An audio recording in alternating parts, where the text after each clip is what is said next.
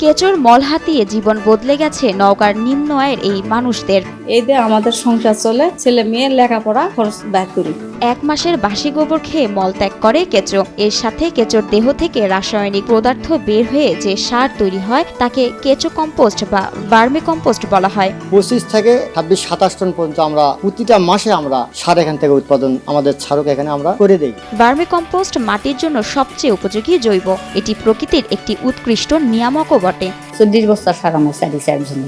কাঁচা গোবর প্রথমে একটি হাউজে নিয়ে সেখানে এসব বর্জ্যের সাথে পরিমাণ মতো পানিতে মেশানো হয়। পানি মেশানো বর্জ্যগুলো টারবার মেশিনের সাহায্যে তরল করে যান্ত্রিক উপায়ে মাটির নিচে করা বায়োগ্যাস প্ল্যান্টে যায়।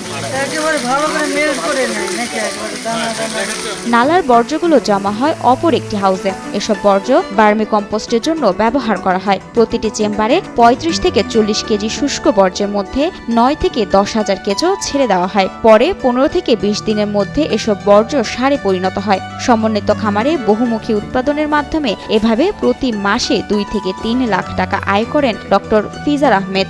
এই পরিচালন ব্যয় কমপ্লিট হওয়ার পরেও আমার প্রায় 1.5 থেকে 2 লাখ টাকা আমার এখন মান্থলি আমি প্রফিট হিসাবে এই ফার্ম থেকে ইনশাল্লাহ উপার্জন করতে পারছি আর কি। খামারে 12 জন কর্মচারী ও ম্যানেজারের বেতন বাদে লালন পালন করা গবাদি পশু ও পুকুরের মাছ বিক্রি করে বছরে 12 থেকে 15 লাখ টাকা আয় হয়। এছাড়া কেঁচো সার বিক্রি করে 12 থেকে 13 লাখ টাকা আয় হয়। খামারে উৎপাদিত কেঁচো সার অফলাইনের পাশাপাশি অনলাইনে সফটওয়্যার ফেসবুক পেজের মাধ্যমে বাজারজাত করা হয়। আমি ধীরে ধীরে এটাকে একটা ইন্টিগ্রেটেড ফার্মিং এ কনভার্ট করি। আমার ভার্মি কম্পোস্ট সারের জন্য আমার যে গবাদি পশু লাগছে, গরু লাগছে, সেটা তো থাকছেই। গরুর পাশাপাশি আমি এখানে একটা ছাগলের ব্ল্যাক বেঙ্গল ছাগলের একটা প্রজেক্ট করি। আমি এখানে হাঁসের প্রজেক্ট করি।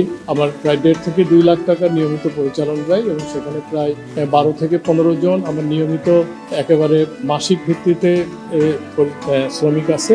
কৃষকদের পরিবেশ বিরোধী রাসায়নিক সার পরিহার করে পরিবেশ বান্ধব কেঁচো সার উৎপাদনের কলাকৌশল শিখিয়ে তা ব্যবহারে উদ্বুদ্ধ করছেন তিনি। তার এসব দেখে উৎসাহিত হচ্ছেন অনেক তরুণ। এই বিষয়ে আমার খুব আগ্রহ ছিল এটা জানার জন্য, এই প্রজেক্টটা কিভাবে করা যায়।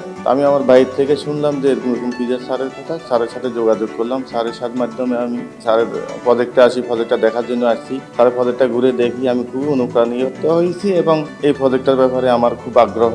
আমি এই প্রজেক্টটা করতে চাচ্ছিলাম। এই খামারে কাজ করে স্বাবলম্বী হয়েছেন এখানকার কর্মচারীরাও।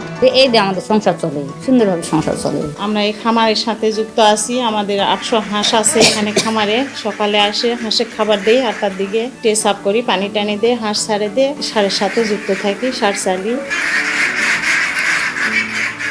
ডক্টর ফিজার আহমেদের স্বপ্ন বাস্তবায়নে প্রাণী সম্পদ ও ডেইরি উন্নয়ন প্রকল্পের অধীনে অর্থ সহায়তা করেছে প্রাণী সম্পদ মন্ত্রণালয়। এছাড়া জ্বালানি মন্ত্রণালয় টেকসই ও নবায়নযোগ্য জ্বালানি উন্নয়ন কর্তৃপক্ষ হাউসহোল্ড এনার্জি প্রোডাকশন প্রকল্পের অধীনে অর্থ সহায়তা করেছে।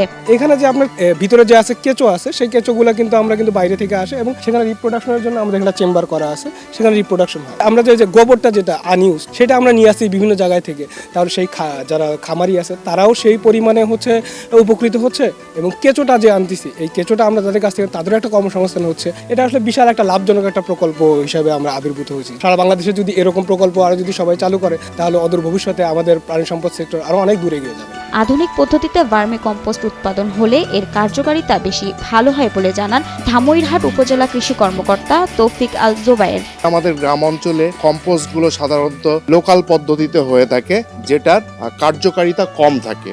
আর এই যে আধুনিক পদ্ধতি, এই আধুনিক পদ্ধতির মাধ্যমে যদি আমরা ভার্মি কম্পোস্ট উৎপাদন করে থাকি, এটার কার্যকারিতাটা অনেক বেশি থাকে। ফলে কৃষকরা, আমাদের যারা প্রান্তিক সাধারণ কৃষক বা উঁচু কৃষক রয়েছেন, এরা অল্প পরিমাণ ইউজ করে এটার রেজাল্টটা অনেক বেশি ভালো পান।